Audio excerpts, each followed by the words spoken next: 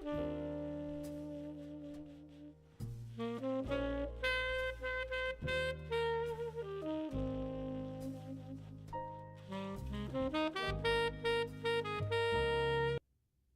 so for my instructional video, I'm actually going to be doing part of a class that I did at Ivy North Hollywood for my high school students. And when you're in high school, it's a very hormonal time, it's a very confusing time for young people. And so I decided to do an elective on Fridays for philosophy of love, for a way to use philosophy that they've been learning in my world history course in a way that would be useful for them, in a way that would be relevant for them, in a way that would be important for them. And so this instructional video is going to be about how to fall in love. And it seems like the common consensus in society is that you're not supposed to have an answer to that, that it's something that just happens to you. There's a reason why it's called falling in love, that it's not an intentional action, it's an action that happens upon you, that you are graced with love. And while it's true that you can go throughout life without ever analyzing love, it doesn't mean that we should do so. It doesn't mean that there are not superior and inferior ways to do so. It doesn't mean that there are not better or worse or different ways to love. And so in analyzing ways to fall in love and analyzing the right way to fall in love, there's a great many different ways to think about it. The one that I'm going to be talking about in this video is the philosophy of a man named Stendhal. It's a French writer. His theory focuses on the idea known as crystallization. Crystallization. The idea that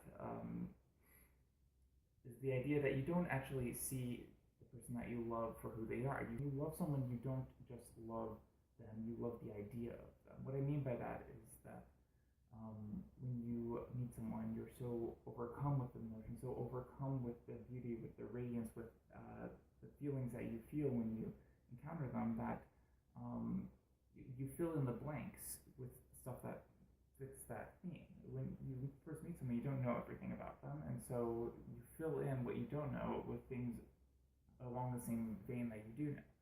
So if someone made a very strong first impression and you don't know that much about them, you're going to fill in the stuff that you don't know with good things. So you're going to create this ideal version of them. You're going to create a crystallized version. The reason why this terminology exists because in his book, he included characters that exist on a salt plantation where there's large branches that are dipped into a salt lake river, and over time the branches are covered with salt crystals.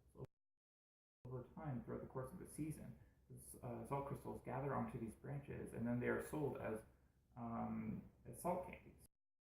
In reality, all they're selling is tree branches dipped in water. They're selling something that's useless, but it's been coated in something that's been crystallized, something that covers and obscures it to the point that you're able to no longer see the original piece of material. You're no longer able to see the original twig. You're no longer able to see the original person.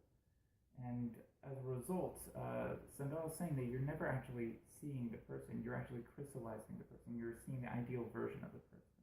What we can learn from this is that if we're going to choose how to fall in love, one of the many options is a Stendhalian way of falling in love, which is a doomed kind of love, which is a fatal kind of love, which is a temporary kind of love.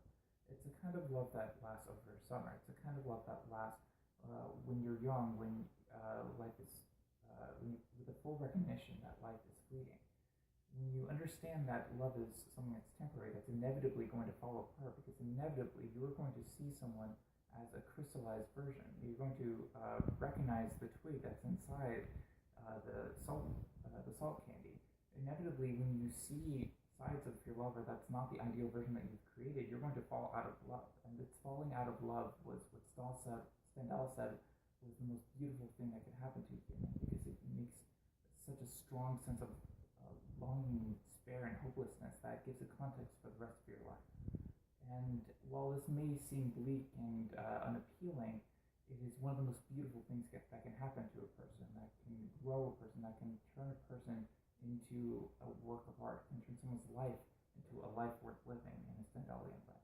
And so if you're going to think about how to fall in love, consider this as an option.